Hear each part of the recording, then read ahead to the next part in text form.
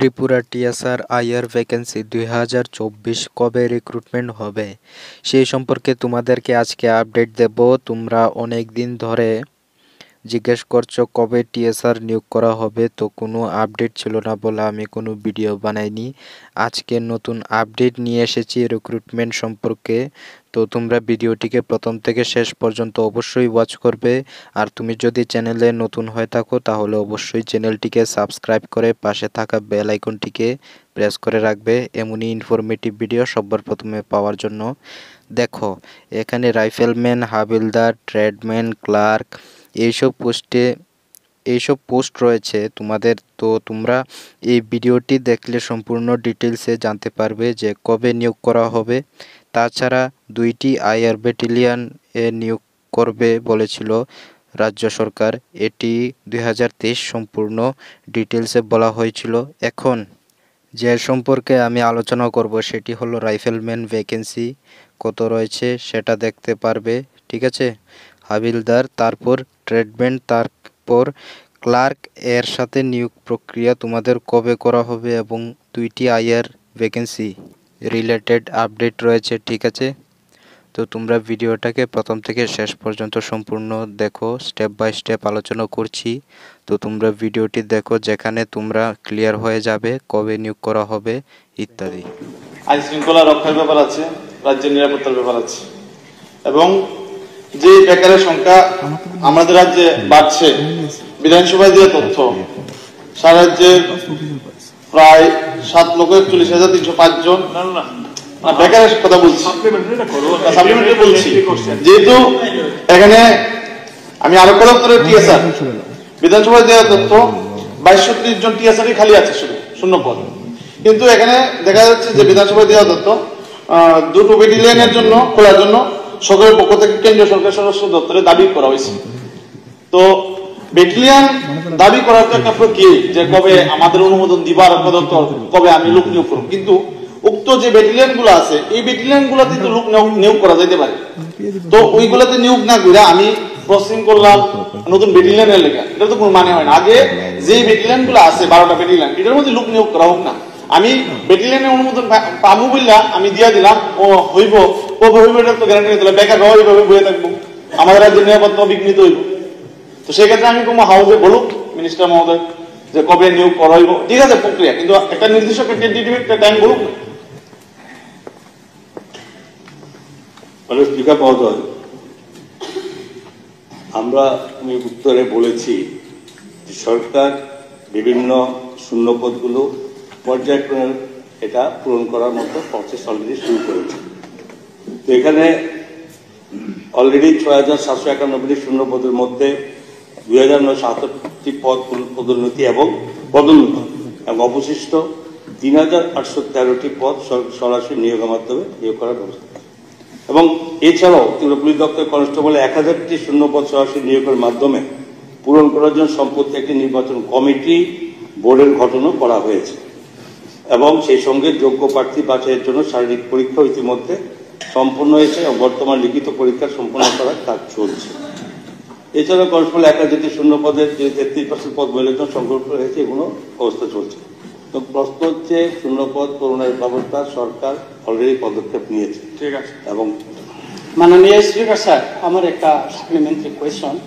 মাননীয় দায়িত্বপ্রাপ্ত মন্ত্রী যে তথ্য দিলেন এর ভিতরে কতটা পদ এসটি এবং এসসিদের জন্য খালি রয়েছে? এটা সেপারেট কোশ্চেন করতে হবে, এভাবে হবে না, বলতে পারবেন না, সেপারেট কোশ্চেন করবেন।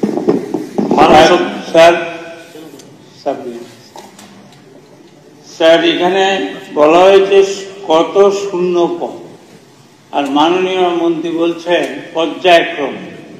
শূন্য পদ 1 বছরের বেশি থাকে না, এটা আপনি জানেন, এটা অ্যাবলিশ করেছে।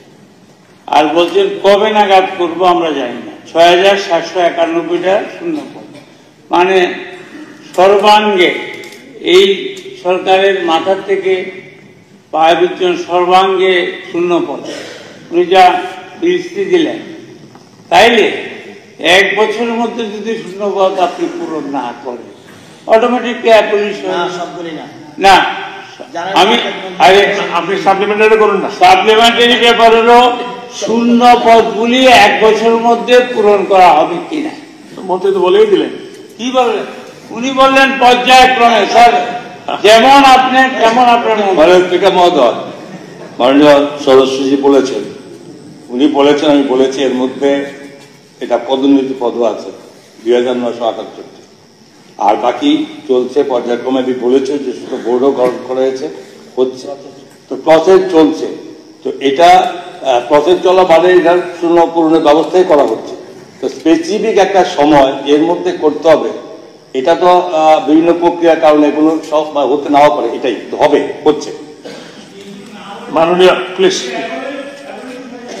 ঠিক আছে মাননীয় স্যার আমার বক্তব্য হলো স্পেসিফিক, যে 1 বছরের মধ্যে শূন্য পদগুলি পূরণ করা হবে কিনা। বলেছে করবে। কি বলেছে? উনি বলেছেন পর্যায়ক্রমে। আরে পর্যায়ক্রমে তো আচ্ছা আসবে তো সিরিয়ালি। পর্যায়ক্রমটা যদি স্যার বছরের পর বছর চলতে থাকে, চলবে না। গত 5 বছরে 24,000 পোস্ট অ্যাবলিশ হয়ে গেছে। চলবে না। মাননীয় যুগ্ম হবে এনেছেন মাননীয় সদস্য। তো তোমরা এখন যে ভিডিওটি দেখেছো, এখানে মন্ত্রীরা বলেছে যে 2টি আইআর ব্যাটালিয়ন নিয়োগ করার জন্য কেন্দ্র সরকার অর্থাৎ মিনিস্ট্রি অফ হোম অ্যাফেয়ার্সের কাছে রাজ্য সরকার নোটিশ পাঠিয়ে দেওয়া হয়েছে। এখন থেকে তোমাদের অনুমোদন দিলেই 2টি আইআর ব্যাটালিয়ন নতুন গঠন করা হবে। রাজ্য সরকার চাচ্ছে যে এখানে নতুন 2টি আইআর ব্যাটালিয়ন গঠন করার জন্য। তাছাড়া টিএসআর নিউ ভ্যাকেন্সি, অনেকগুলো শূন্যপদ খালি রয়েছে। ভিডিওতে শুনতে পেরেছ মন্ত্রী যা বলেছে, উনি ডিটেল তুলে ধরেছেন। রাইফেলম্যান, হাবিলদার, ট্রেডম্যান, ক্লার্ক, এই সমস্ত পোস্টের মধ্যে তোমাদের অনেকগুলো ভ্যাকেন্সি রয়েছে। এখানে কবে নাগাদ নিয়োগ করা হবে এই সম্পর্কে প্রশ্ন করা হয়েছিল। এরা বলেছিল যে নিয়োগ প্রক্রিয়া জারি রয়েছে, তো 2024-এ ভ্যাকেন্সি আসার সম্ভাবনা খুবই বেশি। আরেকটি জিনিস বলে দিই, তোমরা জানো 2024-এ লোকসভা ভোট হবে। এই লোকসভা হিসেবে তোমাদের যে 2টি আইআর ব্যাটালিয়ন নিয়োগ করা হবে, এটি কিন্তু অনুমোদন দিয়ে দেওয়া হবে। 2019 সালে যে 2টি আইআর ব্যাটালিয়ন গঠন করা হয়েছে, ওইটি কিন্তু মার্চ মাসে অনলাইনে ভ্যাকেন্সি বের হয়েছিল, অনলাইনে তোমাদের আবেদন শুরু হয়েছিল। তো এখন জানুয়ারি চলছে, তার মানে জানুয়ারি ফেব্রুয়ারির মধ্যেই ভ্যাকেন্সি আসার সম্ভাবনা বেশি। এই আপডেটগুলি আমি শেয়ার করেছি যেহেতু আমি পেয়েছি, আর তোমরা প্রিপারেশন নিতে থাকো। এখানে তোমাদের এজ রিল্যাক্সেশন দেওয়ার সম্ভাবনা রয়েছে। অনেক বছর ধরে তোমাদের রিক্রুটমেন্ট করা হচ্ছে না, 2019 করা হয়েছিল, এখন 2024। তো রিক্রুটমেন্ট সম্পর্কে অন্য কোনো আপডেট আসলে তোমরা এই চ্যানেলে পেয়ে যাবে। তোমরা চ্যানেলটিকে সাবস্ক্রাইব করে পাশে থাকা বেল আইকনটিকে প্রেস করে রাখবে। দেখা হচ্ছে পরবর্তী ভিডিওতে। ধন্যবাদ।